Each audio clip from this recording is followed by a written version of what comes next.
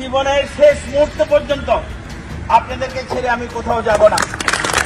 শুধু ফাজলে করিম চৌধুরী না, এমন বক্তব্য আওয়ামী লীগের সভাপতি শেখ হাসিনা সহ ওবায়দুল কাদের এবং অন্যান্য নেতাকর্মীরা কিন্তু এমন বক্তব্য দিয়েছিল যে জীবনের শেষ পর্যন্ত আমরা কাউকে ছেড়ে যাব না, এ দেশ ছেড়ে যাব না। কিন্তু শেষ পর্যায়ে আজ সকলেই দেশ থেকে পালানোর চেষ্টা। এমনকি যাদেরকে বলা হতো যে ভারতের দালাল, আজ তিনারাই ভারতে আশ্রয় নিচ্ছে। এমনকি যাদের বলা হতো পাকিস্তানের দালাল, তারা কিন্তু পাকিস্তানে যায়নি, বাংলাদেশে আছে। ব্রাহ্মণবাড়িয়ার আখাউড়া সীমান্ত পথে ভারতে পালানোর সময় চট্টগ্রাম ৬ আসনের সাবেক সংসদ সদস্য ও আওয়ামী লীগ নেতা ফজলে করিম চৌধুরীকে আটক করেছে বর্ডার গার্ড বাংলাদেশ বিজিবি।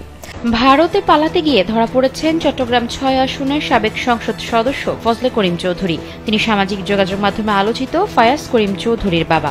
এখানে অবস্থা পুরোটাই খারাপ, এখানে কোনো কিছু বাকি নাই। আমি আপনাদেরকে অনুরোধ করছি, আপনারা অবশ্যই আমাদের বিকাশ আসসালামু আলাইকুম দর্শক, ফারাজ করিম চৌধুরীর বাবা ফাজলে করিম চৌধুরী সীমান্ত দিয়ে ভারতে পালিয়ে যাবার সময় বিজিবির কাছে আটক হয়েছে। আপনারা দেখতে পাচ্ছেন ছবিতে। এবং কেন তাদেরকে আটক করা হয়েছে আপনাদেরকে একটু পরে বিস্তারিত জানাচ্ছি। যারা এই এমপিকে চেনেন না তাদেরকে একটু পরিচয় করে দিই। ফারাজ করিম চৌধুরী কন্টেন্ট ক্রিয়েটর বা বিভিন্ন বন্যা বা কোনো ইস্যুতে তিনি ছুটে যান। সর্বশেষ কোটা আন্দোলনে ছাত্রদের পক্ষে কথা বলতে পারেনি, যে কারণে তার মা কিন্তু লাইভে এসে তার ছেলের পক্ষ হয়ে ক্ষমা চায় এবং তিনিও ব্যর্থতা এবং ক্ষমা চায় জাতির উদ্দেশ্যে, শিক্ষার্থীদের উদ্দেশ্যে। এরপরে শেখ হাসিনার পতন ঘটার পরে আত্মগোপনে ছিল সাবেক সংসদ সদস্য ফাজলে করিম চৌধুরী। সাবেক এমপি ফাজলে করিম চৌধুরী সহ 3 জনকে আখাউড়া সীমান্ত থেকে আটক করেছে বর্ডার গার্ড বাংলাদেশ বিজিবি। বৃহস্পতিবার 12 সেপ্টেম্বর সকাল 6:50 অবৈধভাবে ভারতে পালানোর চেষ্টাকালে ব্রাহ্মণবাড়িয়ার আখাউড়া গাজীর বাজার থেকে তাদেরকে আটক করা হয়। ফাজলে করিম চৌধুরী ছাড়া আটককৃত অন্যরা হলেন আখাউড়া নূরপুর এলাকায় সাবেক মেম্বার মোহাম্মদ হান্নান মোল্লা এবং আখাউড়া স্থানীয় বাসিন্দা ও মানব পাচারকারী চক্রের সদস্য মোহাম্মদ নাইম চৌধুরী। বিজিবি সদর দপ্তর থেকে পাঠানো এক বিজ্ঞপ্তি থেকে এ তথ্য জানানো হয়েছে। এখন মূলত শেখ হাসিনা পালানোর পরে অনেক এমপি মন্ত্রীরা কিন্তু এখনও পর্যন্ত আত্মগোপনে আছে বাংলাদেশেই। তিনাদেরকে কিন্তু এক এক করে পালিয়ে যাওয়ার সহযোগিতা করছে সেনাবাহিনীর সদস্যরা, এমনটাও কিন্তু একটি তথ্য উঠে এসেছে বা অনেকেই মন্তব্য করছে বা ধারণা করছে। ফাজলে করিম চৌধুরী চট্টগ্রাম উত্তর জেলা আওয়ামী লীগের সহসভাপতি ছিলেন। তার ছেলে ফারাজ করিম চৌধুরী উপজেলা আওয়ামী লীগের সদস্য, কন্টেন্ট ক্রিয়েটর হিসেবেও তার পরিচিত রয়েছে।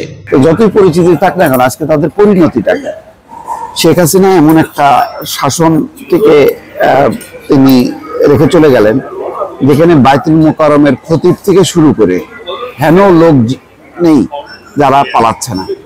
সেই বিশ্ববিদ্যালয়ের শিক্ষক হোক, ভিসি হোক, তারপরে কোথায় সেই বিচার বিভাগের বিচারপতিরা হোক, প্রধান বিচারপতি, ঢাকা বিশ্ববিদ্যালয়ের ভিসি, সবাই পালায় আছে। তারপরে অনেক বুদ্ধিজীবীর আজকে টিকিটাও দেখা যায় না।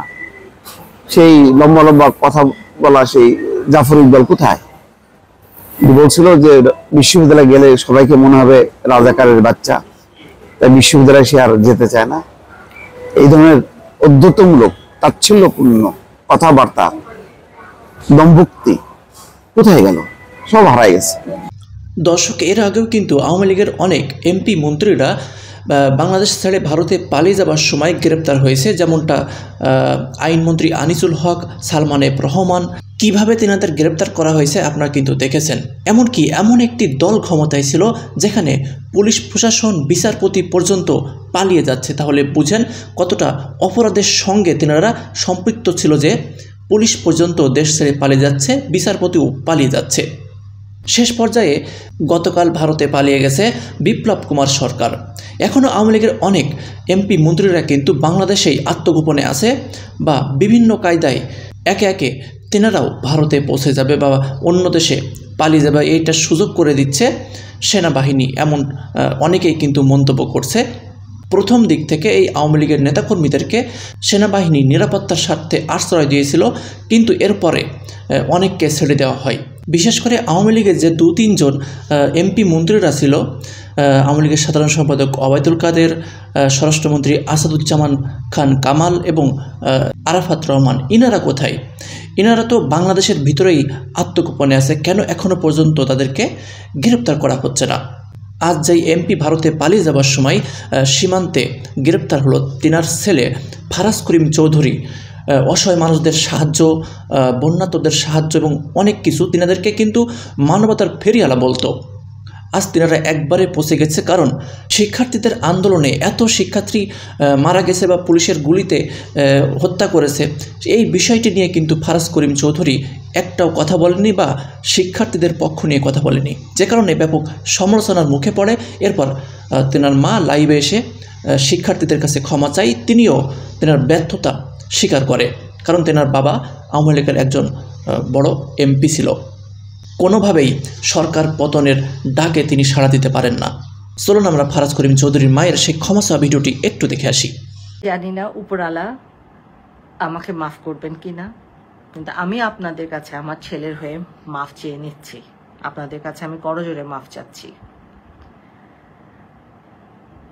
আমার যদি করণীয় কিছু থাকে, এক ফোঁটা যদি কিছু থাকে আমাকে বলবেন, আমি সেটা করার জান প্রাণ দিয়ে চেষ্টা করব। আমার ছেলেকে আপনারা ক্ষমা করে দিয়েন। যদি তারও কিছু এখন করার থাকে আমাকে জানান, আমি চেষ্টা করব। এই দেশ আমাদের সবার। আমরা এই দেশকে বাঁচানোর জন্য একবার না বারবার আমরা যুদ্ধ করেছি। 90-র আন্দোলন আমার মনে আছে। এই 2024-এর আন্দোলন আমাকে 90-র আন্দোলনের সেই স্মৃতিগুলো আবার জানাচ্ছে। দেশের ভবিষ্যৎ, তাদেরকে প্রোটেকশন দেওয়া আমাদের কাজ, তাদের সাথে লড়া আমাদের কাজ না। তো দর্শক, মোটামুটি আপনারা সম্পূর্ণ আলোচনা দেখতে পারলেন যে আজ ভোরবেলা এই সাবেক এমপি ফাজলে করিম চৌধুরী পালানোর সময় গ্রেপ্তার হয়েছে এবং পরবর্তীতে কিন্তু অনেকেই এখনও পর্যন্ত আত্মগোপনে আছে বাংলাদেশে। তিনারাও পালানোর চেষ্টা করবে বা অনেকেই ইতিমধ্যে পালিয়ে গেছে বা অনেকেই গ্রেপ্তার হয়েছে। অনেকেই আওয়ামী লীগের নেতাকর্মীদেরকে বলতো যে ভারতের দালাল। আজ সেটা সত্যি হলো, তেনারা ভারতেই যাচ্ছে, ভারতেই তাদের অবস্থান নিচ্ছে বা ভারতেই তারা আশ্রয় কেন্দ্র পাচ্ছে। যেমনটা আওয়ামী লীগের সভাপতি কিন্তু এখনও পর্যন্ত ভারতেই অবস্থান করছে। পুরো ভিডিওটি দেখে আপনার কী মন্তব্য? দর্শক, আপনাদের মূল্যবান মন্তব্য কমেন্টসে লিখবেন। পরবর্তী আপডেটগুলো সবার আগে পেতে অবশ্যই চ্যানেলটি সাবস্ক্রাইব করে পাশে থাকা বেল বাটনটি অন করে রাখবেন। আল্লাহ হাফেজ। পরবর্তী আপডেটগুলো সবার আগে পেতে অবশ্যই একটি লাইক করবেন এবং চ্যানেলটি সাবস্ক্রাইব করে পাশে থাকা বেল বাটনটি অন করে রাখবেন।